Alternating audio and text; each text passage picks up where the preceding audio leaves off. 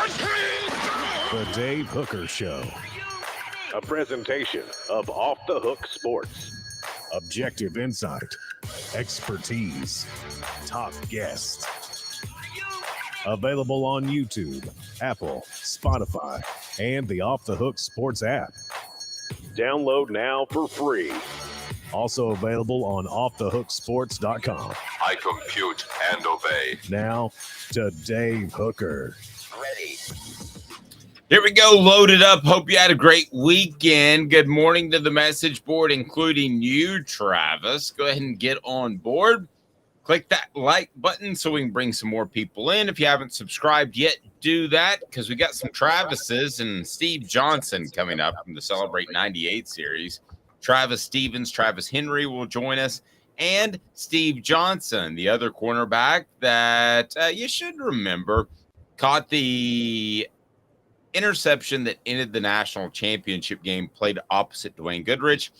And, of course, behind him was Fred White, who joins me in each and every one of the Celebrate 98 series. And we'll visit with Dion Grant before too terribly long. Looking forward to that. So a new video from Cooper Mays as well, talking about guns and why Josh Heupel doesn't believe that they should be a part of Tennessee's football universe. I get to that today if we have time. Best and worst case scenario for the Vols. How about Joe Milton and Dante Thornton getting some love via on 3 top 100 players on the list? That's pretty crazy for kind of a first-year transfer. I know 2 years ago he started, or kind of a first-year starter, and a transfer in Dante Thornton. So Milton started a couple of years ago, but now he's the man. He makes the top 100 list. Dante Thornton transfers. So those that didn't watch the Ducks last year, you get an idea of what type of impact player that we've been talking about for quite some time. Jim Irsay may be on the bottle again, but we'll discuss that. And also the tie between one Jim Brown and Johnny Majors. That's pretty interesting. And an overreaction to Georgia football and why they will not compete for a third straight championship. And that's not me saying that. That's Mark Schlabach, who has covered the University of Georgia for quite some time. So here we go. We're off and rolling. How are you, Caleb Calhoun? I'm doing good. How are you doing this Monday morning, Dave? I'm well. Birthday celebration over the weekend. Did you do anything too wild? You'll love this. Your audience will love this. For my own personal health reasons, I had not drank for 2 weeks. I just had chosen not to. Just kind of did a little bit of dry spell. And then I'm like, all right, I'll drink for a cookout on Saturday. And I forgot how much of a lightweight it makes you when you go a long period without drinking. And yeah, I paid for it. I was casually drinking and I paid for it. Especially if you're out in the sun. Which I was. Yeah, which you probably were. And by the way, can we get one sunny weekend? Can we do that, please? All right, so here we go. Good morning to you, David. Let's get off and running right now as best and worst case scenario for Tennessee. 247 said it. 247 Sports has 11-1 or 8-4. So no in between. I'm not saying, but I think they'll win 9 or 10. No, you can't do that. Let's go ahead and get it to today's tough question. We'll get your thoughts on the message board as 11-4 or 11-1, 8-4. Must be first of the week for me. Here we go. It is today's tough question, and it's brought to you by our friend Andy Mason at AndyMasonRealEstate.com. Today's tough question. Take a side. Take a stand. The Dave Hooker Show. A presentation of offthehooksports.com. All right, so here we go. 11-1 or 8-4. What say you, Caleb Calhoun? This is according to 247 Sports. Best and worst case scenario for every SEC team. We'll touch base on some others as well. Brought to you by Andy Mason, AndyMasonRealEstate.com. Pretty simple. Best service, best prices in the biz. That's why he's been doing it for 40 years. That office has a ton of experience. Go to AndyMasonRealEstate.com. That's where I'll be going very soon to find my home, save thousands or tens of thousands of dollars. So I make you pick 11-1 or 8-4. Kudos to 247 Sports, because those would be the numbers I would pick if we were doing best and worst case scenario and you had to pick between one or the other. So if you had to pick between one or the other, are you going 11-1 or 8-4? Caleb Calhoun for the Vols. Then we'll break down the rest of the SEC, or at least the pertinent teams. Sorry, no time for Vanderbilt. 11-1, 8-4. What do you got going, Caleb Calhoun? Well, if I'm left with those two options, I'm going 11-1. I would be shocked to see 8-4. Now, Brad Crawford in this article has predicted 9-3, but he's predicted a 6-0 Tennessee start. If Tennessee starts 6-0, I'm pretty sure they're winning at least 10 regular season games. I'm just going to say that out front. I think what his prediction is that they lose to Alabama and Georgia, but then they also suffer a trap game loss to Missouri. I don't think Missouri is this much of a trap game the way people say it is, and I don't think you think it is either, Dave. You'd have to have another trap game too, or an upset game at least. Missouri's right before Georgia, so. But I'm missing one. I got Georgia, Alabama, Missouri. Kentucky is the other trap game. Okay. All right. I think Kentucky is a scary trap game. Okay. And if I had to pick on a pessimistic side, I would say this is a 3-loss team for Tennessee, and I would say Kentucky, Alabama, and Georgia for different reasons. Kentucky is the trap game. Alabama is the revenge game on their side. It's down there. And Georgia is the best program in the nation. Georgia's Georgia. What's that? I said Georgia is just Georgia. Georgia is just Georgia. But to get to 4 is really difficult. He says Missouri, and that's going to be a revenge game for them. I don't like their program and talent level as a whole. So I'm having trouble with that one. If it's not Missouri, who else could get the Vols to 4 losses? Could maybe Florida? Yeah, maybe Florida since it's. I mean, again, it's Tennessee, Florida, and until last year, we have to be honest. Like Tennessee, Florida was almost to Tennessee what Tennessee was to Kentucky. I mean, it's almost gotten at that level where there have been years in the past 10 years where Kentucky was the better team, but they still can't beat Tennessee. And I mean. I know last year notwithstanding, Dave, would you not have said the same thing about Florida? That Tennessee is basically their Kentucky? Tennessee is their that they I'm not exactly following you there. That Tennessee, what do you mean by Tennessee is their Kentucky? So with Tennessee and Kentucky, no matter how good Kentucky is or no matter how bad Tennessee is, they went 5. Tennessee beats them. Tennessee went 5-7 in 2018. Kentucky was 10-3. Tennessee still beat Kentucky. They went 7-6 in 2021. Kentucky went 10-3. Tennessee beat Kentucky. And it seemed like Tennessee and Florida had almost reached that level of disparity until last year. Man, that's fair. I see where you're going there. Travis says 11-1. I'm not surprised, Travis. You are a Tennessee fan. What about the rest of the message board? If you had to pick 11-1 or 8-4, or we can open it up. We wanted to address this column by Brad, but we can open it up to what you expect and what would be a successful season as we go through some of the rest of the SEC. And when I look at the rest of the SEC, I want to take a look at Missouri first, because this is the easiest one to me. It's 8-4 or 4-8. I think the bottom could easily drop out, and this could be a 4-8 team. So these are supposed to be very difficult, and they all are, because you take it one step further as far as one more win, one more loss, best worst case scenario. That's what they're supposed to be. 4-8 seems plausible for Missouri to me. That would not stun me whatsoever. It kind of would me. Dave, I get your feelings on Drinkwitz and everything, but I think we're forgetting Missouri had, what was it, 3 of the flukiest losses in history last year. That Auburn loss, they went 6-6 and they should have gone 9-3. I mean, there was a terrible non-false start call that cost them against Georgia. There was that Auburn game, maybe the flukiest game in the history of college football. And there was one more that they should have won. But, when you go back and look, you're thinking, wow, they could have been 9-3. So looking at their schedule now, they have South Dakota and Middle Tennessee at home to start the year. They also have Memphis and St. Louis. I think they beat Memphis. I know they beat South Dakota and Middle Tennessee. And then there's Kansas State at home. I know Kansas State blew them out last year, but they could beat Kansas State. So they could easily start 4-0, and then they got Vanderbilt on the road. Look, they could be 5-0 heading into October. Fair. This best and worst case scenario for Kentucky, 9-3, 5-7. 9-3 is doable. If I had to pick between the two, I would go 9-3. I think that Will Levis's injuries, I don't want to turn this into another Will Levis bashing segment, which we've had plenty of those, but his injuries certainly were in the way for Kentucky last year. So I wouldn't be stunned at all to see Kentucky get to a 9-3 level. Are we sure that 10-2 is not their best case scenario? I mean, I'm looking now. They got Georgia and Alabama. Who else is a sure loss for them? I mean, I think that's a solid program.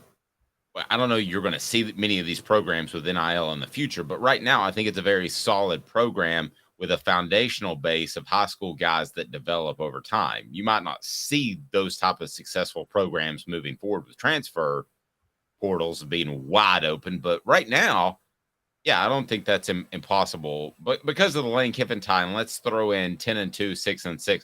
I'll tell you this: this is the one team I absolutely would not gamble on. Ole Miss you're talking about, right? Yes. What did I say? You just had Lane Kiffin time. We hadn't gone to Ole Miss. Yeah, yet. Ole Miss 10-2, 6-6. This is the one team I wouldn't gamble on because he's relying on the transfer portal. So neither would surprise me. He could have transfer portal guys that don't pan out. He could have transfer portal guys that do pan out. So 10-2 is possible. 6-6 is possible. I would never take the over-under on an Ole Miss team because of how much the Rebels are dependent on a transfer portal. I agree. I'm with you all the way. Do you think there's ever a possibility do you think Lane Kiffin will always be in that 10-2 to 6-6 range at Ole Miss? Like, do you think there's ever a possibility he sneaks through and wins the West one year? If Nick Saban retires. But you think he can get past Brian Kelly and LSU? I mean, no, that was just one of the stipulations. So, no, I don't think you can at Ole Miss. I don't think that's possible, but we'll see. So this isn't the 90s where Wayne Mackin led Mississippi State to the SEC West title in 1998. Yeah, and then you got Florida at 9-3, 4-8. Now, if that's the worst case scenario at 4-8, they need to make a coaching change after 2 years. Yeah, that's a big deal if they go 4-8 this year. And this is something that, we've had John Adams on before, and he talks about how Billy Napier was hired to be a program runner, not necessarily an in-game X's and O's game planner, which is what Dan Mullen was. Well, if you are a program runner, you can't have such a drop-off your second year on the job. That's like rule number one of being a program runner. So you're right. If they go 4-8, then they're going to have to move fast. And I mean, it seems like Billy Napier's already coaching on the hot seat, which is crazy. Yeah, I don't know if he's a sociopath like Butch Jones, but this feels like a Butch Jones type of coach. All right, Texas A&M, best case scenario is 10-2, 5-7. I think you're going to say 5-7 if you had to pick between the two. I don't think this is extreme enough. It's 3-9, guys. They're going 3-9. Yeah, I'm with you. LSU, I'm just hitting the highlights. 12-0. Would be best case scenario. Worst case scenario would be 8-4. If 8-4 was the over/under out of Vegas, I'd take the over and feel good about it.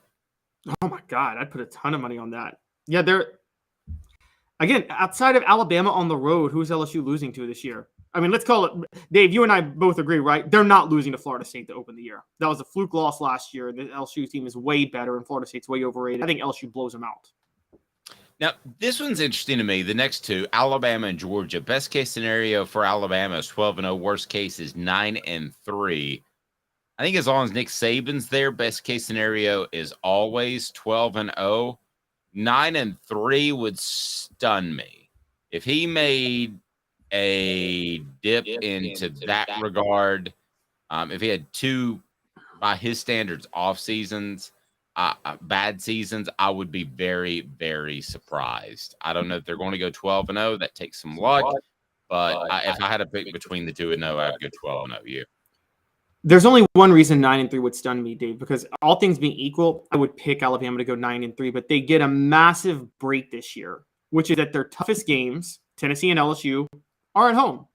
And I think that if they were playing those teams on the road like last year, I would have said take 9-3 in a heartbeat, and I actually would have put 8-4 on the table for Alabama. But because again, I do think they're rebuilding this year. But yeah, they're not. I think Texas is overrated. They're not losing to Texas at home. Their third toughest game is Ole Miss, by the way, and that's also at home. So again, their only tough road games. Their toughest road game is Kentucky or Auburn. I mean, they're not losing to Kentucky or Auburn. No. And I'm going to tweak this last one a little bit. Brad Crawford at 247 Sports has best case scenario for Georgia at 12-0, of course. Worst case at 10-2. So let's take a look at Georgia's schedule real quick. They're going to beat UT Martin. They're going to beat Ball State. Then they got South Carolina. They got UAB, Auburn, which is at Auburn, Kentucky, which is at home, Vanderbilt, it doesn't matter. Florida is, of course, in Jacksonville. Missouri will be at home, then Ole Miss at home. Tennessee, of course, in Knoxville, and then Georgia Tech. I have trouble seeing them losing 2 games out of that schedule, but I also think that although I like Carson Beck and I've heard nothing but great things about him, I'm just going to be real frank with you. There always could be a quarterback blow up. Okay, I mean, there could be a quarterback explosion. It happened at Tennessee in 2005. So if I had to choose between the two, I'm taking the 2 losses. I mean, because Carson Beck may roll out there and be the next great quarterback of all time, but until I see it, I don't know it. And I also think that Georgia last year, by the same players, a lot of the same players that will lead them this year, got complacent at times so they could slip up and lose one. So, yeah, I get it. They could win a championship. They're the best program going right now in college football, but it wouldn't stun me if they lost 2 games. Me neither. Also, I'm going to do a stat for you real quick, because if they went 12-0, that would make 3 straight undefeated regular seasons. I think Tennessee is the last team to do that in the SEC. They did it from 1938 to 1940. I don't think anybody's done it since then. So 3 straight undefeated regular seasons in the SEC. Interesting. Gene, tell me if my echo's gone away. I think I had my headphones blasting a little bit too much. Here's the thing that Travis brings up that's very insightful. Chemistry is underrated. It's hard to have good chemistry running in new players all the time. Amen. And you want to think that this Tennessee team will have great chemistry because they did last year? It doesn't work that way in football, guys. I've been around it a quarter of a century. Every year is different. Okay, so Tennessee, Georgia, name any of the other teams that were surprisingly successful or were just very elite successful. Take Southern California, take TCU. They could have 75% of the same dudes back, and you cannot guarantee that the chemistry is going to be the same or better just because there are same dudes there. I'm telling you, it could be as simple as maybe Hendon Hooker was the special leader. And I think Joe Milton, from everybody I talked to, is going to be a great leader. Maybe Stetson Bennett's arrogance was a good thing for Georgia. Maybe Caleb Williams and surprising people. There's a mindset that at Southern California, there's a mindset that goes into each and every year, and it's not duplicatable. I don't know if duplicatable is a word, but you can't duplicate it from year to year. So Tennessee can't magically have great chemistry. Georgia can't magically have this clutch gene where they can overcome stuff. It doesn't just happen year to year. I've seen teams with championship mentalities that have come back the next year. Tennessee's a prime example of 04-05. That came back the next year and something chemistry-wise got in the way, and suddenly they were a little bit more okay with losing than they were year before. People saying it's the same team other than Joe Milton. No, it's not, and that's a big change in and of itself. So we don't know the chemistry there. So what do you do in that regard? You bet on the coaches that have done it from year to year. You bet on the Sabans. Now I think the Smarts in that level. I think you bet on the Lincoln Rileys who even though he probably should have another championship, has shown that his teams are going to compete for a championship year in and year out. So that chemistry, man, I promise you can't just magically replicate that, Caleb. So at that point, I tend to gamble on the coaches. And you don't even have to do 04-05. You can go 98 to 99, Tennessee. I mean, 99 returned almost everybody, but not having Al Wilson on the defense was a little bit of a difference. Not having Peerless Price, not having Jeff Hall, who, for those who don't know, Jeff Hall was a kicker and was elected team captain. That never happens in football. Well, and I'm not going to say this in front of Fred White because he might beat me up. But the 99 team, based off what they did in 98, was probably a little too cocky. You're thinking you got Jamal Lewis back, T. Martin. They're going to let him do more things. The defense is going to be dominant. Most of everybody returns. They were probably a little cocky in 99, whereas in 98, they were the exact opposite. They felt like everybody hated them, so let's prove something. There was that type of mentality. Again, please no one tell Fred White that I said that because he could beat me up. Well, it was a mixture. I remember reading. So some were cocky, but I do know some were determined because a lot of them took it personally that they were always reminded of how lucky they were in 98. And they wanted to go out and prove everybody wrong again, that they were and do it again in 99 because they were tired of hearing that. But yeah, I mean, there was some. Look, also, it just had to be in 99 that they had to play Florida on the road that year, not at home. And honestly, the 99 Florida game went very much like the 98 Florida game in the sense that Florida outplayed Tennessee and did everything to give it away and almost did give it away again. But that time they were able to hold on. And so well, let's get to some Vols getting some love, but I don't think they got enough love, to be real honest with you. It is Joe Milton, Dante Thornton making the on-3 list of top 100 players in college football. I'll tell you where they are as part of 4 Downs. 4 Downs is brought to you by our friends at Craft Treats. 4 Downs right now off the Hook Sports, brought to you by crafttreats.com. 4 Downs. 4 questions. 4 answers. The Dave Hooker Show. 4 Downs. A presentation of offthehooksports.com. All right, so where we got Joe Milton and Dante Thornton on the top 100 list there, Caleb Calhoun. Not high, but on the list before I tell you about crafttreats.com. Yep, we got Joe Milton at number 81 and Dante Thornton at number 95. That one just felt like a shot in the dark.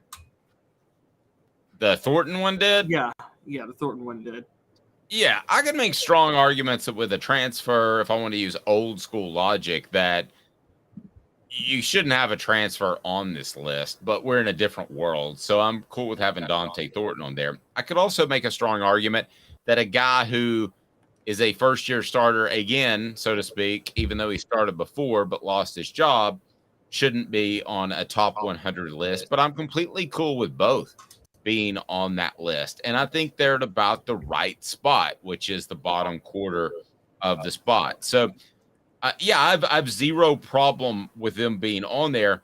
Who else would you have on there from Tennessee's football team before we get to 4 Downs? Because I want to ask you about where you would have these guys ranked and where you would have maybe another Vol on this top 100 list. It has to be another one, right? I'd have a couple more. I'd have one of our own. I'd have Cooper Mays on here. There's not a center in the country I would take over Cooper Mays. I'd say that right now. I would also have Brew McCoy on here. And I'm going to go to defense. I'd have Amari Thomas on here. Yeah, I got 3 other Vols I put on this list at least before Dante Thornton, put it that way. I love it. I'm the one who said Dante Thornton was Kevin Durant going to Golden State. So, again, I'm the one eating crow on that. Okay. All right, first down. Brock Bowers, tight end at Georgia, was the top player in the SEC. Would he be your top player in the SEC? You know, he just might be. I kind of have to agree with that list. I mean, who else are we taking over? I mean, the SEC lost almost all of its top performers from last year. So who are we taking? I'm gonna factor in impact. You can have a bigger impact at a corner, so I would take Kool-Aid from Alabama. I would probably even take Quinshon Judkins, a running back from Ole Miss. To me, he's not number one because of his position. You do have Harold Perkins, a linebacker at LSU that made the top 10.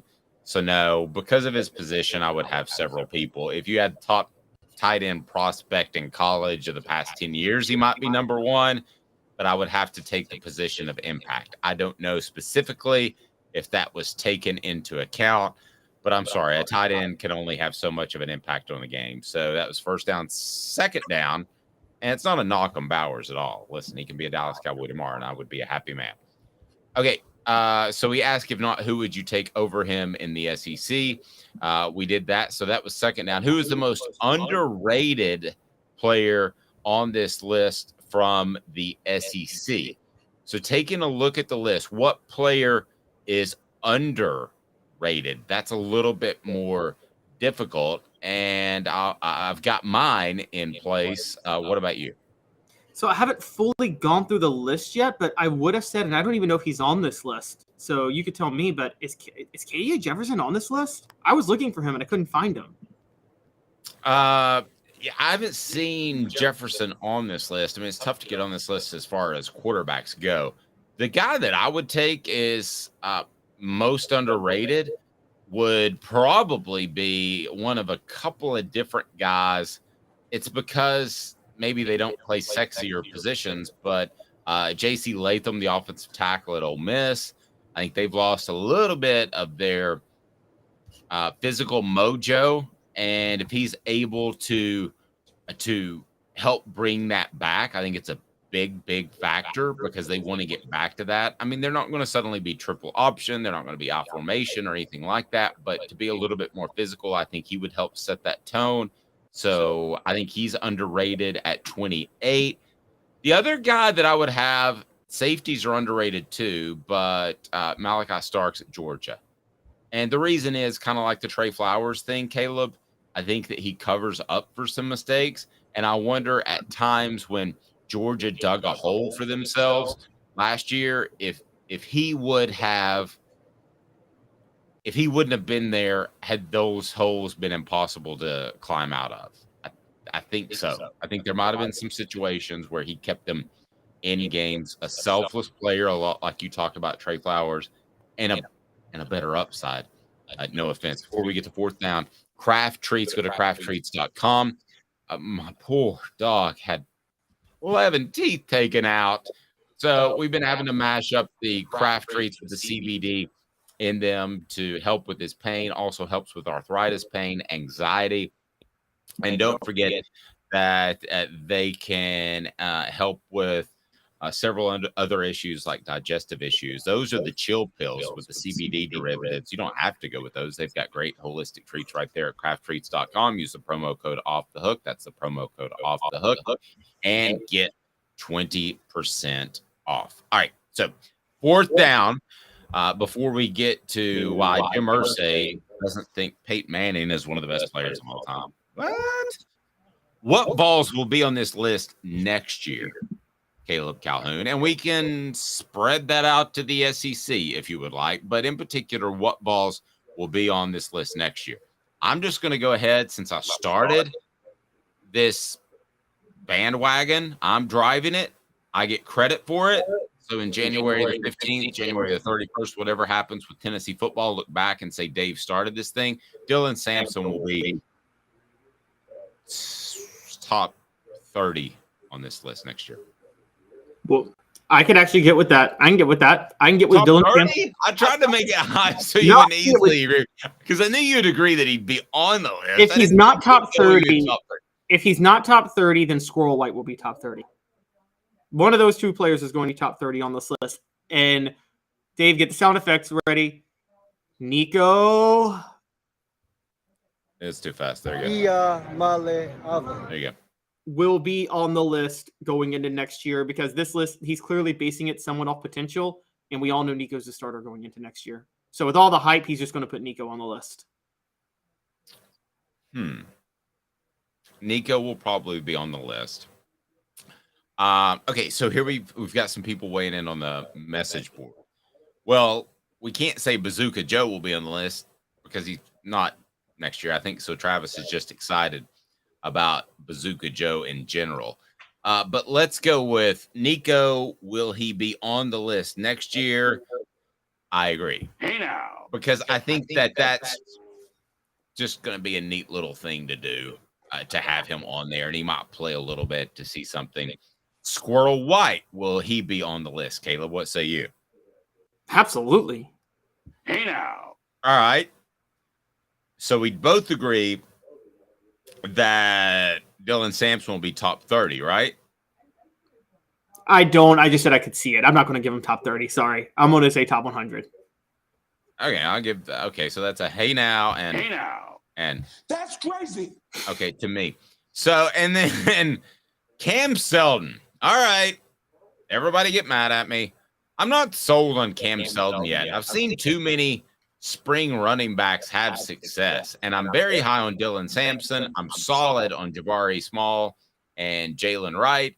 So I don't see Cam Seldon being on this list next year. I don't see him having a breakout monster season like somebody do. Some people do. And I know what you guys think. You suck.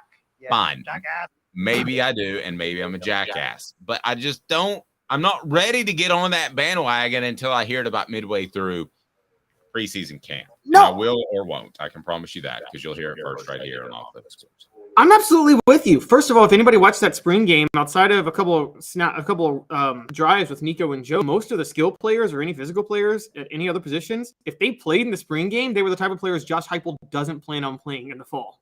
I'm just going to tell you guys that right now. So he played Cam Seldon because he doesn't plan on playing Cam Seldon in the fall. So I think that it kind of reminds me. It's funny, we just talked the 2005 team, and this is kind of funny that this happened because not funny, it's sad, but he suffered a season-ending injury anyway.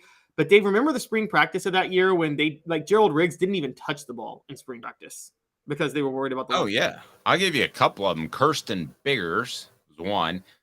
He ended up just being a career walk-on at Tennessee. I think he had 5,000 yards in spring camp. David Yancey was another one. I don't know if you remember that name. He was an engineering major, so we all wrote flowery features about him in April because he had 5 million yards in the spring. He didn't touch the ball in the fall. The only one that ended up out of this group I remember of guys that got a ton of touches in spring practice was a guy named Michael Stewart, and he transferred to Hawaii and was their leading rusher for a year or two. These dudes happen, and I look at Cam Seldon. Is what we're saying. Yeah, I look at Cam Seldon with the eyeball test, and I don't think he's that guy. So if I had to bet a mortgage, I would say yes, he is going to be an impact player. I just want to see it because of my history, and history tends to repeat itself. You're a gambler, you know that. History tends to repeat itself. So right now, I see a running back that had a great spring, no knock, but that also has a bunch of more experienced guys sitting on the bench behind him. So I want to see it. And I don't have to see it in a game. I just have to see it in preseason camp. Jim Irsay with a shot at Peyton Manning. Man, oh man. Hope Jim Irsay's taking care of himself and not back on the oxys. 2 minutes and we'll discuss whether Irsay is off the oxy wagon. Stay tuned. And Craving Wings South North Shore location, where we've heard people say that you can get the best wings in East Tennessee. Pero ¿quién es este? El número 87, Jacob Warren. I'll just do 6 on my sauce 87, please. Imposible, señorita. Dale 6 más. Look at these wings. Perfectas, deliciosas, fantásticas. Man, I don't know what you're saying, but it sounds awesome. How do you say fresh, never frozen in Spanish? Frescas, nunca congeladas. Make your way to Craving Wings and get you 6 más. What was funny about Cadis, we were a full continuum of care at that time. We had detox, we had inpatient, we had outpatient. So we were doing a lot of the things that we do now. But now we just do them so much better. It's really a simple program, but we're complicated people. I am what I am, and now I got to do something about it. You can take your life back. Call Cadis today. Got cataracts? We can fix that. Never miss another moment. With a little help from Doctors Campbell, Cunningham, Taylor, and Hahn at cctis.com. Do you want to own the more that owns every job? Then get to Vassey Lawn and Garden in Cleveland and get you a Toro. I'm David Vassey, here to talk to you about Toro. With a Toro Zero Turn, you'll get more out of every minute and you'll reach the finish line faster. At Vassey's, we like to say, no matter if you're mowing 3 acres a week or 11 lawns a day, homeowners and business owners alike find confidence in equipment they can trust from top to bottom. Vassey Lawn and Garden, Highway 60 North in Cleveland. Man alive, it's worth the drive. Our family has been creating jewelry since 1986, each piece unique with a story all its own. I'm Rick Terry with Rick Terry Jewelry Designs. I'm a jeweler, and I want to be your jeweler. We're grateful that you chose us to be Knoxville's best jeweler. My family and staff look forward to serving you. So please come see us. Kingston Pike and Campbell Station Road in the heart of Farragut and downtown on Gay Street, right next to the Tennessee Theater. A college football tradition like no other. Yes, sir, boys and girls. Or the guy that just won't leave. Wow, that is sad. The Dave Hooker Show. YouTube, Apple, Spotify, and the free Off the Hook Sports app. A presentation of Off the Hook Sports. Back to Dave Hooker. Passing of a legend over the weekend. Jim Brown passed away, and if you think about it, those that might be a little bit younger, what a pioneer and a guy that said, I'm going to be something besides just a football player. I'm going to be in movies. I'm going to do all these other things, and he did that. And now, you know, whether it's Shaquille O'Neal being in Kazam or whatever in the world he was in, and all these other people pursuing other sorts of things, you don't see that, Caleb. Or you see that all the time, Caleb. You didn't see that in Jim Brown's day. So he passes away, and Jim Irsay had a tweet. And everybody feels like they need to tweet out or make some sort of statement on somebody they didn't really know because he was a big name, and it's an opportunity to get on board there and be a part of the game. And Jim Irsay, who's quirky to say the very least, had what to say about the top football players of all time. By the way, Jim Brown also, and Travis mentioned this, Jim Brown also was a guy that hung it up early because he realized that it wasn't worth the wear and tear on his body.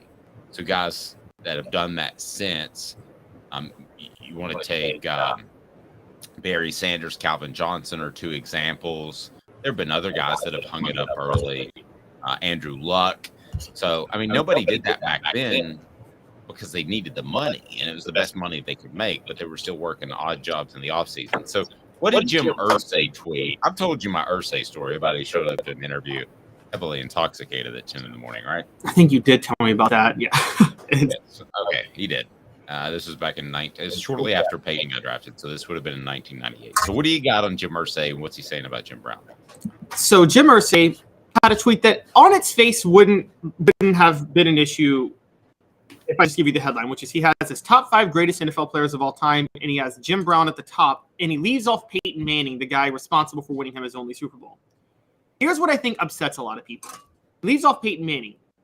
Well, give me the top 5. Give me the top 5 real quick. Top 5 is 1 Jim Brown, 2 Tom Brady, 3 John Elway, 4 Deacon Jones, and 5 a former Vol, Reggie White. But to have John Elway over Peyton Manning, when you are the guy who drafted Peyton Manning and he won you a Super Bowl, and by any metric you use, Peyton Manning is a greater quarterback all time than John Elway. That's insane. Right. And so he does another tweet where he goes, no doubt Peyton, Barry Sanders, and Jerry Rice are top 10. It's just that, quote, Elway didn't have great offensive players around him till the end when he won 2 in a row, and his feet were remarkable from baseball talents. Here's what I'm gathering with Jim Irsay. he is trying to cover up the fact, something I've said for a long time, that he didn't really surround Peyton with a lot of good talent. Now, early in Peyton's career, he did when Bill Polian was there, but I think Chris took over in like 2006. And from the latter half of Peyton Manning's career in Indy, he was left with nothing. And that got exposed when Peyton Manning was forced out the back door and they drafted Andrew Luck, who was a Hall of Fame caliber quarterback, but was stuck with horrible support around him in Indianapolis. Well, wait just a second, though. I mean, they had Edgerrin James. They had... That's first half of his career. I understand. But they had Harrison. They had Reggie Wayne. They had Dallas Clark. Even though that's first half of his career and they may have stumbled later, I don't think a quarterback can really complain when you play with those guys for 8-ish years. Look, I'm going to go here, and I don't like to do Elway didn't have that ever. One, I got no problem saying Dallas Clark was massively overrated. Was a massively overrated tight end, was a complete product of Peyton Manning. You could plug anybody. That was the most ultimate system player. You could have plugged anybody into that tight end role. Edgerrin James was also overrated. In case you forgot, the Colts won their Super Bowl the year after he left. And I'm going to be blasphemous right here, but I'm not so sure Marvin Harrison and Reggie Wayne are Hall of Fame caliber receivers. If it's not, I think they're good receivers made into Hall of Famers. Marvin Harrison was what, 5'11"? Okay, first of all, I'll give you a little bit of that on Marvin Harrison. They had things rolling and nobody knew how to defend Peyton Manning.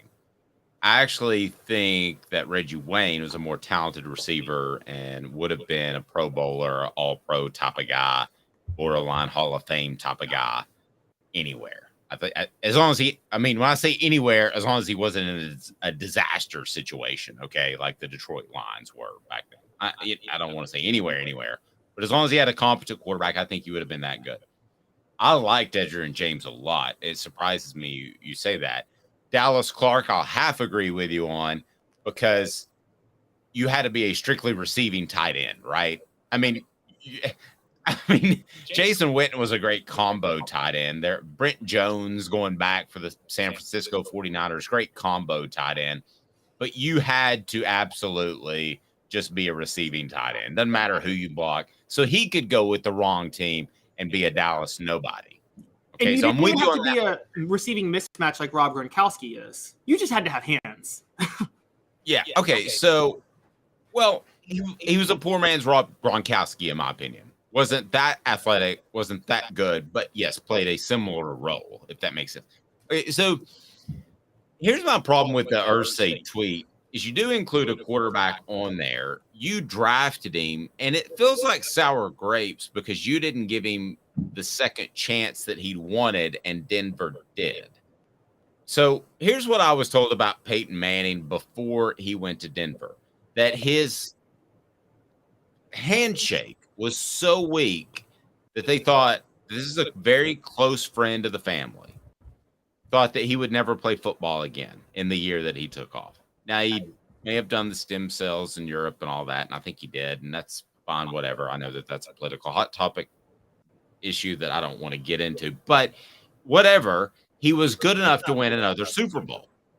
So if Jim Irsay regrets that, he shouldn't, because he wouldn't have put the type of talent around Peyton Manning in Indianapolis that Denver did, because they went all out. They were one of the first teams. They said, we're going to spend now to win this thing, and we don't care what the salary cap looks like in 3 years, right? So Irsay wouldn't have done that. And to not include him on that list is just disgustingly terrible. And to include another quarterback on that list is insane. John Elway was the best prospect from top to bottom, and Peyton Manning probably wasn't on the top 100 list of best prospects at quarterback because of his physical ability. But fine, if you want to put that on there, but you can't say John Elway, because he has 2 Super Bowls, is better than Joe Montana, Tom Brady, Peyton Manning. I'm not even sure that he's. I think it's a coin flip with him and Aaron Rodgers, because of the way Aaron fits into this time frame where you have to throw and be multiple and throw from weird angles. But yeah, I think this was very disturbing by Jim Irsay to say that. I think it was disappointing. I think it was idiotic. Yeah, and let's not also forget this. Remember, John Elway humiliated Jim Irsay's dad. Just straight up said, I refuse to play for the Colts. That's true. And it was about their own. And he made the right decision because at that time, the Colts were incompetently run because Bob Irsay was. Jim Irsay had his demons. He got that from his father, who also had his demons. And I'm with you. This is sour grapes. I think I've heard some rumors that I think Jim Irsay was sour grapes that Peyton Manning would not enter the Hall of Fame as a Colt specifically. He didn't choose a team between the Colts or the Broncos. How did Peyton enter it? He didn't enter as a Bronco, did he? No, he didn't enter it as a member of a team specifically. Yes, I think you can choose. That's not as big of a deal as it is in baseball, right? Right. I don't think it's as big of a deal as it is in baseball. But it's still one of those things where I think Irsay wanted – he wants people to remember like Peyton as a Colt, but it's like you did force him out the back door. By the way, I don't blame him at the time for doing that. We didn't know if Peyton could throw again. And you had, by all accounts, the best prospect since John Elway and Andrew Luck and the number one pick. I think it makes sense at that point you go with Andrew Luck. But no, I thought the Colts did the right thing. But again, I had the family friend who told me that he'll probably never throw a football again, that his handshake was that weak, and they thought he had something similar to what his brother Cooper had. So I mean, I don't have a problem with what the Colts did, and I don't think Peyton Manning does either for them making that move. But let's remember this. Peyton Manning is a guy that can get perturbed off the smallest things because he's so ultra competitive, kind of like Michael Jordan, and he'll never forget it. So Michael Jordan will never speak to Charles Barkley again. There are some media members that Peyton Manning will never speak to again because of a column they may have written 20 years ago. But Jim Brown, Tom Brady, John Elway, Deacon Jones, Reggie White, I'll give him some kudos for the Deacon Jones thing. Deacon Jones, they didn't count up sacks. I think Deacon Jones, I don't know why they can't do this at NFL Films. They have all the tape. I think it would be awesome, but they don't want it to make it look like the guys that they celebrate now don't have the records. Deacon Jones probably had more sacks than anybody in the NFL. But would you say Deacon Jones was a more impactful defensive player than Lawrence Taylor? No. That's the thing. No. This is Jim Irsay list. Like Peyton Manning. No, I would have Taylor on this list. No, I mean, okay, so Peyton Manning would be on this list because to me, he was a transformative player. He was the guy who came to the line, and it was the old freeze plays that they ran at Tennessee where you have two plays at the line of scrimmage, and the Omaha was telling them which play to be in. So in no particular order, you have to have Tom Brady on this list. I would have Peyton Manning on this list, so I'm going to stop at quarterbacks right there. I would have Lawrence Taylor on this list, and because that's the reason the movie Blind Side was created, was because of Lawrence Taylor, because you had to have somebody that could protect someone's blind side, and Joe Theismann got his leg broken in half, and it changed the way the game was played. As far as other guys that changed the way the game was played, I mean, that's a very short list because it is a game's game. It's not a player's game, like when LeBron James comes in and makes it positionless basketball and that sort of thing. So those are my top three that immediately come to my mind. I'd lean towards quarterbacks and probably have a Montana in there. And some other guys, but that's the gold standard of quarterbacks: Peyton Manning, Tom Brady, Joe Montana, right? Those three, like you don't put anybody above those three. I don't. Yeah, no. I don't feel like you do either. I mean, maybe I would say maybe Dan Marino. I know people say Dan Marino never won a ring, but he probably had the best arm. But then I don't know how you know. I've read stories where it's kind of Dan Marino's fault he never won a ring because he fought having a running game this whole time in Miami. But in terms of raw arm talent, Dan Marino probably had the best arm talent of any quarterback ever, didn't he? Yeah, I mean, I would take Marino as the best thrower, no question about it. So, and quickest released and best overall, I would take John Elway slightly because of his mobility. So Michael Orr, somebody asked me about that on the message board. Michael Orr as a left tackle was highly valued, and all left tackles were because of Lawrence Taylor. If you watch the movie, I mean, that's the lead in. If you read the book, that's the lead in. The movie and the book is also a lie, but yes. Yeah, but he changed. But that was the left tackle was just another offensive lineman before Lawrence Taylor was so disruptive, and not just from breaking Joe Theismann's leg in half, but that was part of it. So I mean, that Lawrence Taylor changed the way the game was played. Also, there wasn't a halfback. You know how you see Jacob Warren going in motion back and forth? That they didn't do that at tight end before Lawrence Taylor. So Lawrence Taylor has to be on there, no question. Deion Sanders, as I round out my top 5 slowly, is on my top 5. So right now, I'm at Peyton, Tom Brady, Joe Montana, LT, Deion Sanders. That's my 5. In terms of impact, I could get with you on that. My thing is like Deion Sanders, there's always that drawback of he never tackled. And there's also the fact that like Deion Sanders, here's the thing we have to say with Deion Sanders. Gave up a lot of yards to elite receivers. I've seen the stats of his matchups with Jerry Rice and Michael Irvin back in the day. They always got into the 90s and 100 yard stat wise when they played him. Now, Deion Sanders, it sounds like Deion Sanders consistently tried to give cushions so he could try to get that interception. Yeah, he got bored and he would gamble, and it was frustrating. There's no question about it because he wanted more interceptions because people threw away from him.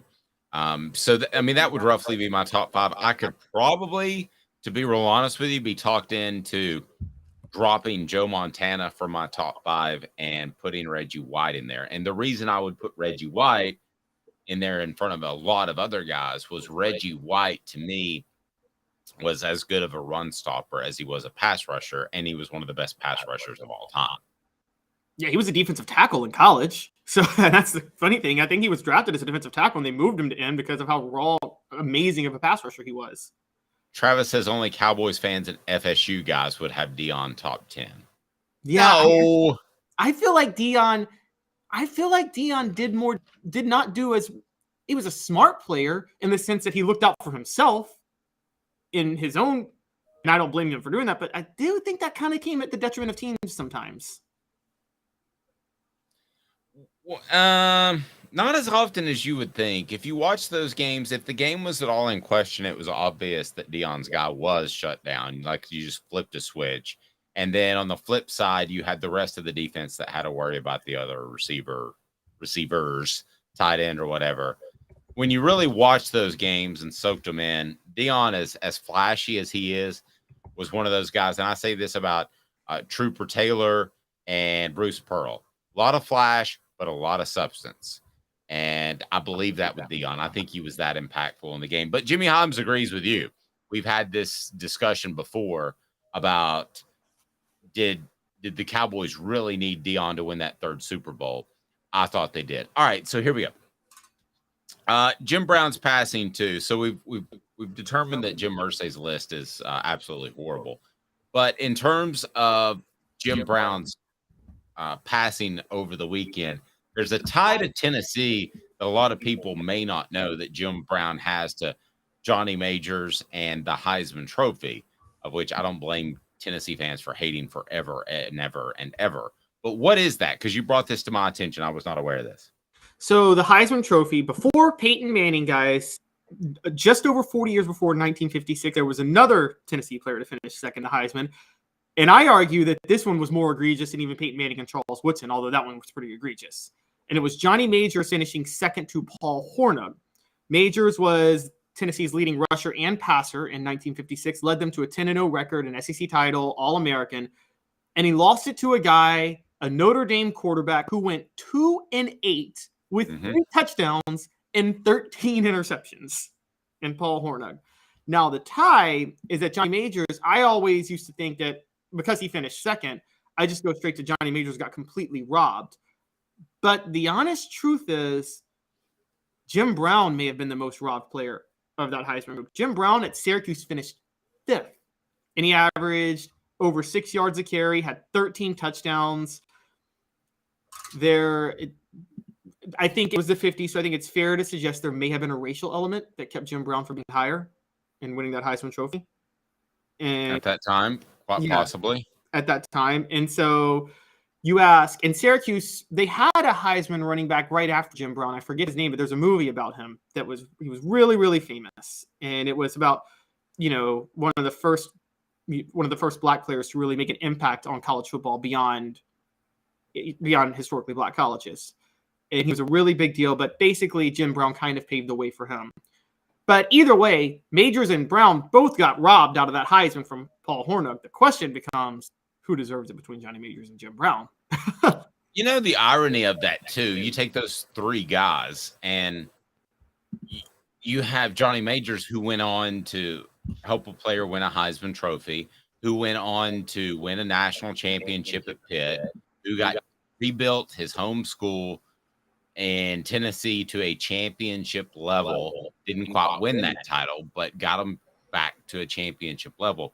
You have Jim Brown, who was just had a phenomenal personal career in terms of Hollywood for players at that time. That just didn't happen. And he was it the Dirty 11 or whatever it was called, or I can't remember the name of the movie that he was in, but he just seemed like another actor. He didn't seem like an athlete trying to be an actor, which was pretty phenomenal. And then the one guy that did end up winning that Heisman that year, which is so funny how history can unfold, he was actually the one that was suspended for gambling at one point on NFL games. So the golden boy was not that golden. I mean, can you imagine something like that happening today? I haven't heard Calvin Ridley's name since he was involved in gambling on FanDuel. Can you imagine, though, back then going and finding a shady bookie? Because that's what you had to do in order to gamble, and being involved with something like that. He had a minimal suspension. Nowadays, you're gone. You're out. You're done, right? That's true. You're right. That's a very good point. And it speaks to, we talked about this last week. I agree with you. Historically, Notre Dame had the most media love. I just said Florida State in recent years, but Notre Dame had it the most. But Paul Hornung played for two teams that were the most beloved by the media. One, the Notre Dame Fighting Irish. Particularly during this time, the 1950s, got the most preferential treatment you could ever ask for. Then he went to play in Green Bay. And my wife is going to kill me. She's probably hearing me say this right now, but I'm going to say Green Bay gets the most annoying love. Green Bay players get the most annoying shield and protection from the media. And they get covered for so long that when they turn out to be terrible people, we all act shocked. Brett Favre got cover for years when he was really a terrible person. Aaron Rodgers got cover for years when he was an ultimate diva 10 years ago. And we just didn't pay attention because, we love Green Bay, the small town franchise, the fans own the team. And there's just this love fest with Green Bay. And Paul Hornung played for Green Bay the same way he played for Notre Dame. And I think just the concept of that is why he was beloved so much. By the way, I just wanted to point out, I see it on the message boards. Ernie Davis was the guy who won the Heisman after Jim Brown played for Syracuse. He was the first black Heisman winner.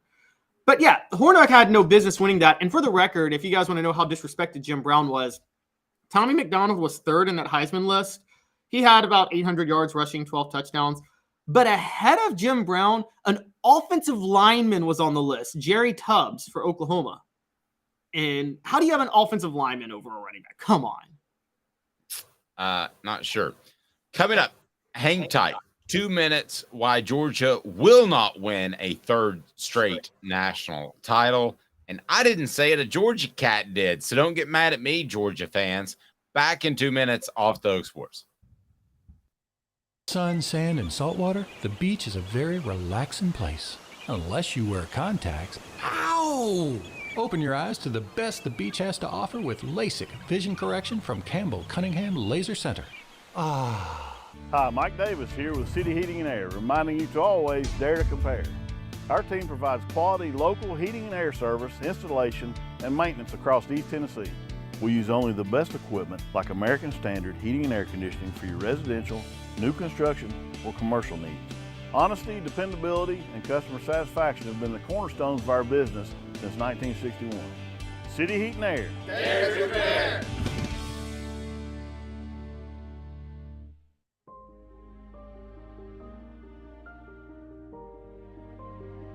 Our family has been creating one-of-a-kind pieces of jewelry in West Knoxville since 1986. Each piece is a combination of unique processes that bring your idea to life. Every day in our shop, a truly special item with a story all its own is being manufactured in our facility, bringing the history and family sentiment into a whole new generation of life. We're grateful that you chose us to be Knoxville's best jeweler, a title that we value and respect.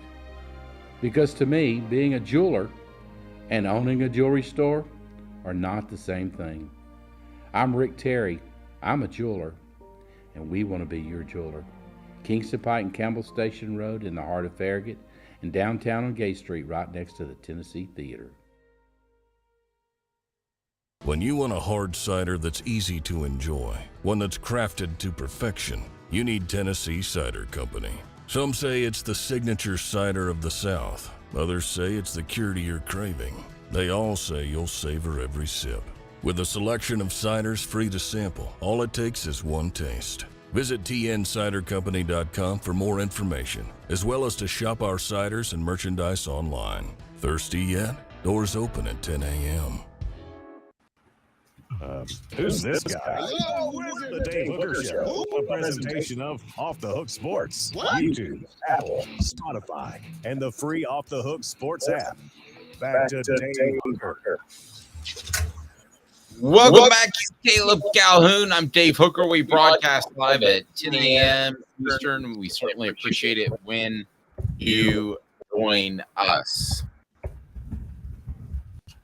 There are some people who get mad at me when I criticize Georgia. And I don't really understand why, because I don't do it often, because they're pretty hard to criticize. Caleb, you win 2 championships, and I don't know really how you can criticize them. But I did want to reference something that was said on ESPN.com by Mark Schleybaugh, who we love, who does a fantastic job covering the Georgia Bulldogs. And as a matter of fact, I love his Masters coverage. Why they won't win a 3rd straight national title. He says no team in modern football history, college FBS history, has won 3 straight national championships. Georgia, which waited 41 years to win a national title before finally getting over the hump in 2021, will have a chance to do it this upcoming season after setting an NFL draft record with 15 players being selected in 2022, including 5 defensive starters in the first round.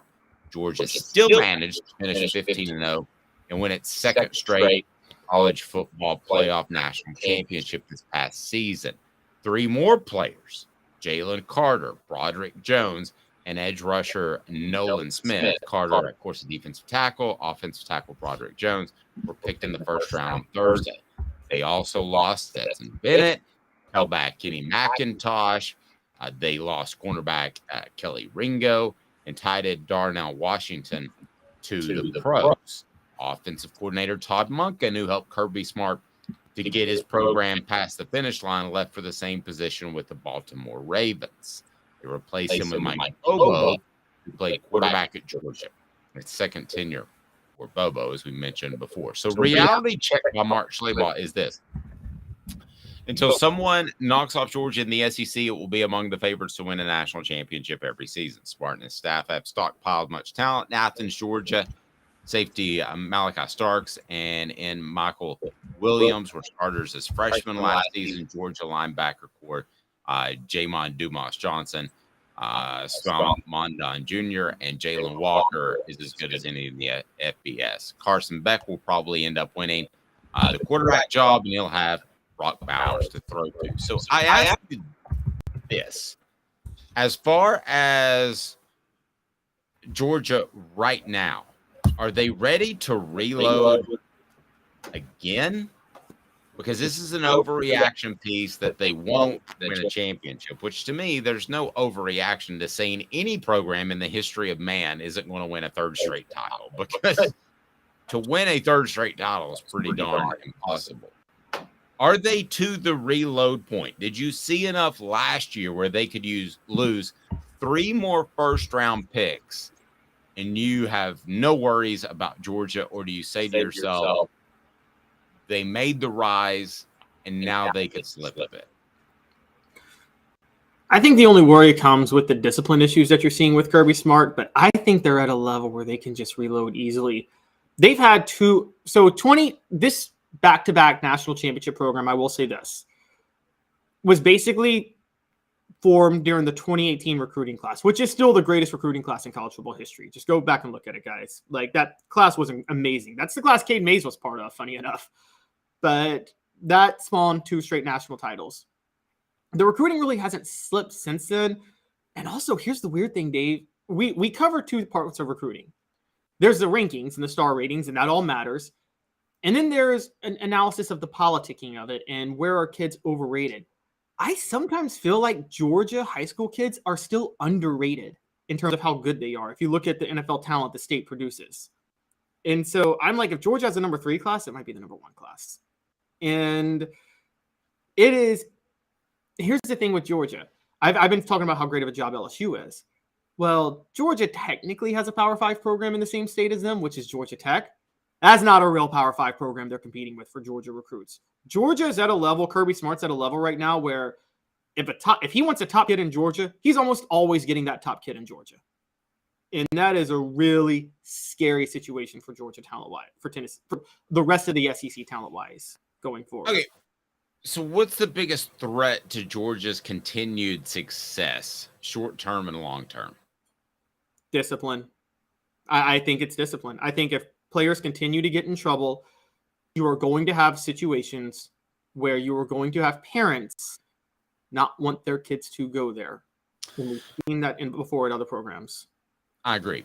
Short term is the quarterback position. I think they fed off Stetson Bennett's confidence / arrogance, depending on which side you root for. So that's short term, but discipline is an issue. I saw this happen at Tennessee where discipline slipped after the 98-99 team, and they were still at the championship level in 2001. But then you started to see guys that got away with stuff and could. One player told me that, I'm not going to say who, but he was a star player that you would know. He said that one of his teammates that couldn't play, roommates / teammates, one of his roommates that couldn't play got kicked off the team because he failed 2 drug tests, and both were from marijuana. So the old rule used to be that you could fail 2 drug tests, and the 3rd drug test you were kicked off. Cocaine and hard drugs counted twice. Okay, so that would be a 2 strike and you're out instead of a 3 strike and you're out. So this guy said, I probably failed 30 drug tests in my career at Tennessee, and I could play. So it didn't matter. You would know exactly who it is. I'm not going to say his name. He was never kicked off. So there was the mindset and the culture that as long as you could play, you could get away with whatever you wanted. And that undermines your discipline both on and off the field. So the biggest concern for you, Georgia fan, is discipline, because it has lacked in terms of, and listen, it's one thing for a guy to go out and race a car and something horrible happen as it did. It's another thing for a teammate to be involved and a staffer to be involved. That to me is not a guy who's just going out and has an obsession with fast cars. That's something that they do for funsies. And I know Athens has that problem in general, but you can't be a part of that. And we've heard of too many issues with, and this is the front end of this. Everything could get cleaned up. It's the front end. Right now, we've heard too many issues with discipline for me to think that this is a long-term thing like Nick Saban. Do they have the talent level? Yes. But do they have the right mindset, the right culture? I think it's very fair to ask that question, Caleb. Absolutely. And for people who really want to go back to the former years, if you want to know where it all came to a head, I think it culminated with right before the last year he got fired, Britton Colquitt gets a second DUI while on campus and crashes a car that he was driving on a suspended license. And Fulmer did not dismiss him from the team because he had a backup punter. He didn't have a backup punter. And that was a hideous look for Tennessee at that point. Yeah, I think he was suspended 4 games. Is that right?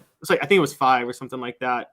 But it was prompted John Adams finally. That was the moment that prompted John Adams to call for Fulmer's firing right there, where he said it was a blatant lack of leadership to not kick Britton Colquitt off the team in 2008. And another one that I know more about behind the scenes, and I don't mind sharing now, is James Banks. You and I've talked about it. James Banks would get in trouble in practice, be told to run, and he wouldn't run. He would just go stand on the sidelines and do deep knee bends, like air squats, they call them now.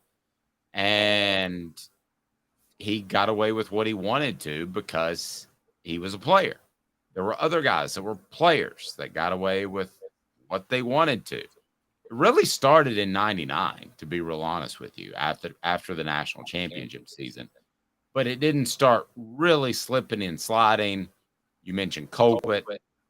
To me, the one guy that embodied it the most was James Banks, because he had so much talent. You and I have talked about it. I'm not exaggerating. He could be going into the Hall of Fame right about now, the NFL Hall of Fame. He had that much talent. And maybe it would have been best for him for Philip Fulmer just to kick him off the team right then and there. I don't know. Maybe James Banks was determined to waste his ability no matter what. But the one thing that Philip Fulmer, I think if he could go back and redo, it would be absolutely 100% no chance let guys like James Banks get away with stuff because they could play.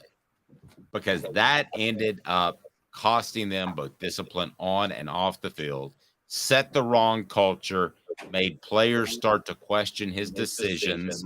I think they questioned his decision in 2005 to play Ainge over Clausen. The whole thing started to crumble apart, and it was the early 2000s when that happened. So what does that say for Georgia? Might say nothing. You might be perfectly fine, but there are little bitty signs that I'll look at that I think should concern you. And maybe they get cleared up, but maybe, just maybe, you find yourself in a position where there's this slow, almost decade-long erosion of competing for championships. And if that's the case, then you're not going to be real happy with the next 10 years. In Fulmer's case, I think it was more like 7 or 8 or so that it slid downhill. And look at Florida, by the way. Florida still is reeling from Urban Meyer, who, unlike Fulmer, thumbed his nose to the public, said, "I don't even care to discipline my players." And you bring in Florida. Credit Steve Spurrier for keeping that at a 10-win level forever. And why did he do that? Because his discipline never waned. And Steve Spurrier had a hard and fast rule. If you hit a woman, we just don't want you around here. That's the way you used to say it. Maybe you can go somewhere else to play. That's fine. Just don't want you on our team. And so his discipline never waned. Did his offense get caught up with a little bit? Yeah. Did he get burned out by the fans who weren't happy with a 10-win season? Yeah. But it was never a discipline issue.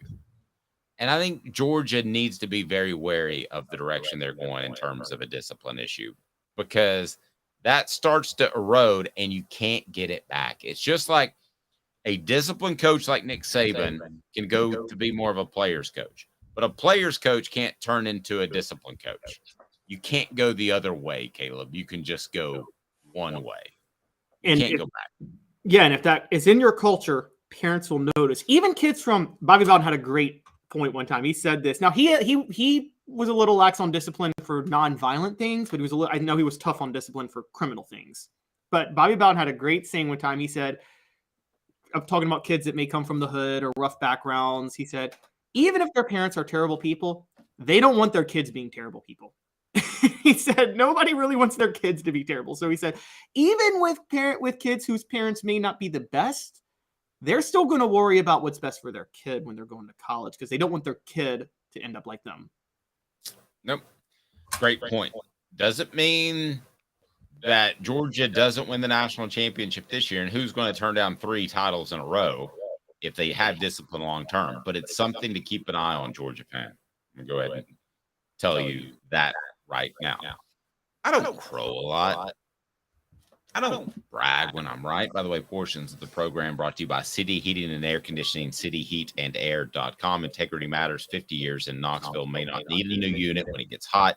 You just might need a part or Freon. They can save you money. I also want to thank Bassey Lawn and Garden, man alive. It's worth the drive. Industrial mowers, commercial mowers, right there in Cleveland, Tennessee. Whether you're in Knoxville, Chattanooga, or how about Nashville? Cleveland, Tennessee, man alive. It's worth the drive. Go to Bassey.com to learn more.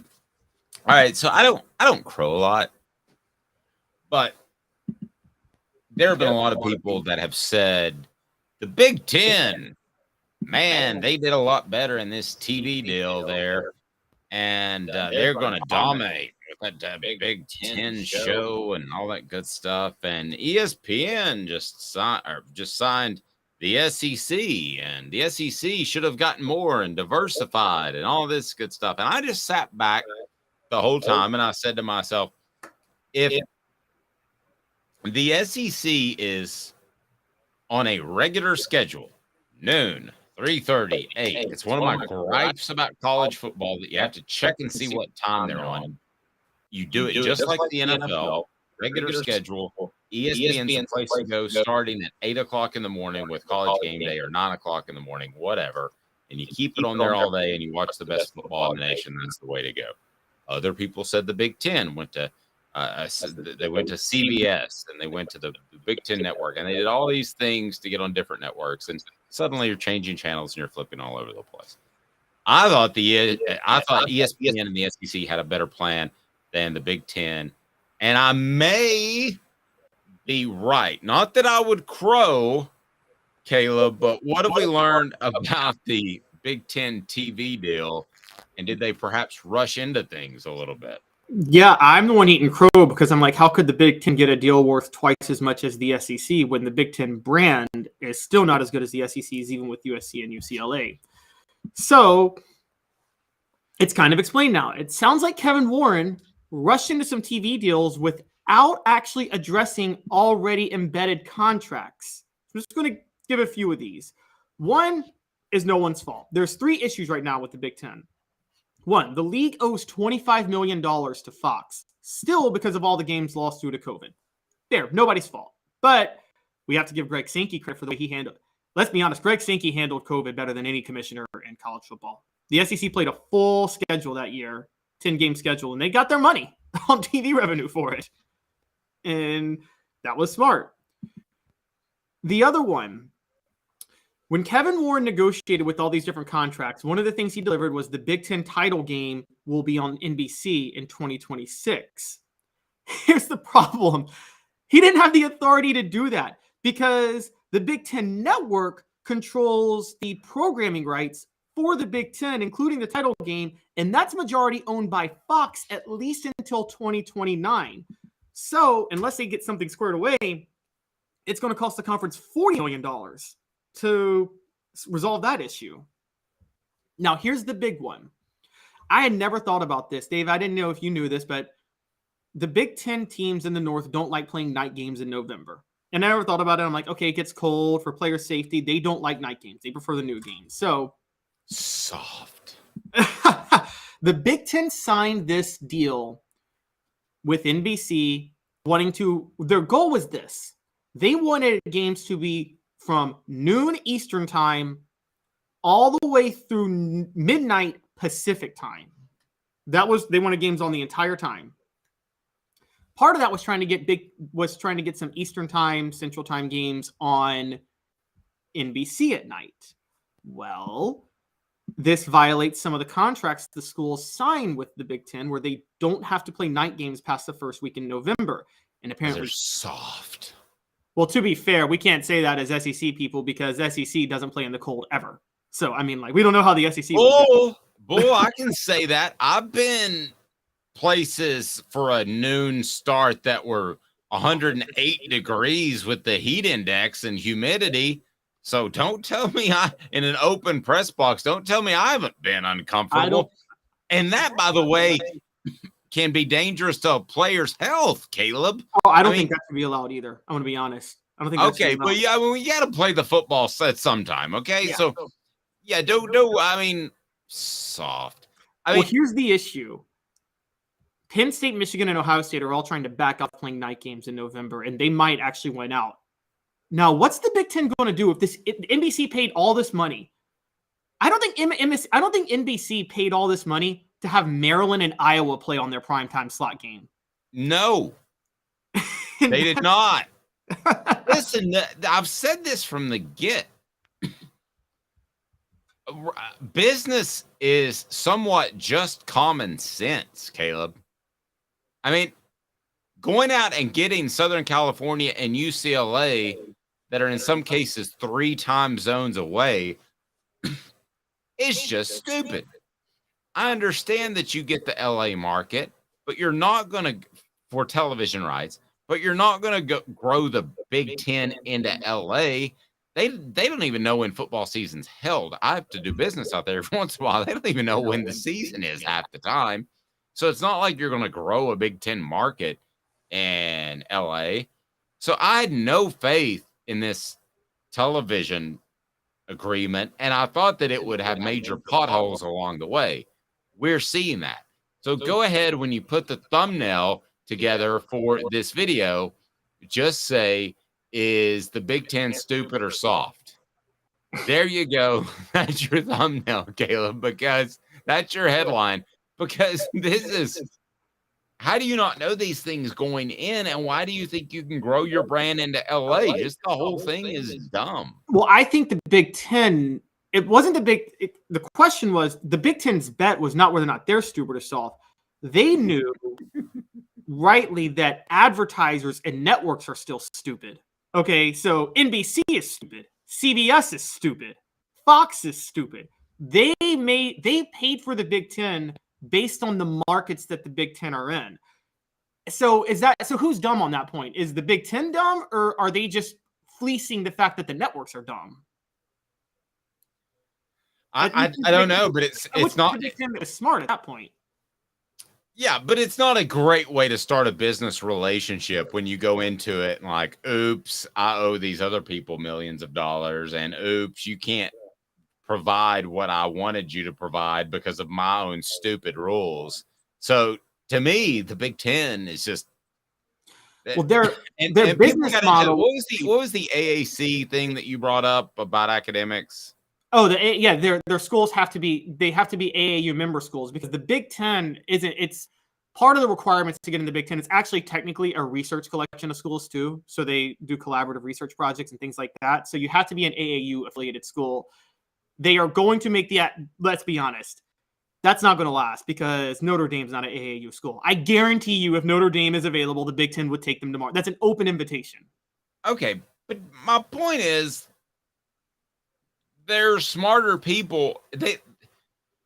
I get really bothered by the fact that there are some Big Ten people that think that they are just a smarter conference than the SEC. And it goes back to years ago. It goes back to years ago when you looked at the SEC, the South, as being dumb. That the South is dumb. You're dumb people because you're in the South. No, there are smarter people running the SEC than the Big Ten. There are as many smart people in the South than there is the Northwest. That to me just infuriates me. I had somebody one time say to me, he was a big Michigan State fan. And I said, well, you guys really should watch. I was a smart aleck. And I said, you guys should really watch SEC football because it's way better. Because we were watching a Big Ten game. I said, I feel like this is in slow motion. Like you've dialed down the speed. And he goes, well, higher academics in the Big Ten. To heck, there is not. Well, also the football programs, it ain't like there's rocket scientists on Michigan State.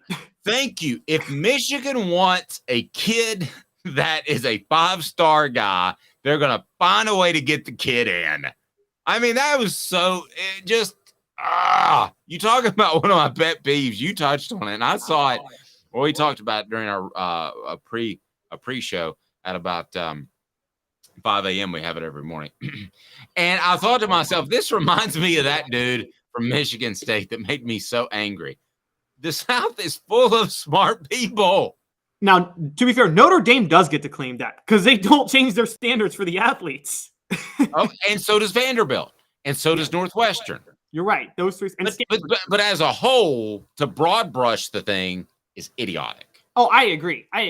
Well, that's the thing. The AAU thing, that's just I don't think it's a required. Big Ten doesn't have academic standards for the football players, but it's because it's also like the SEC is a sports conference, whereas the Big Ten is a sports conference plus a research collaborative conference. So like the school, so that's why they do that.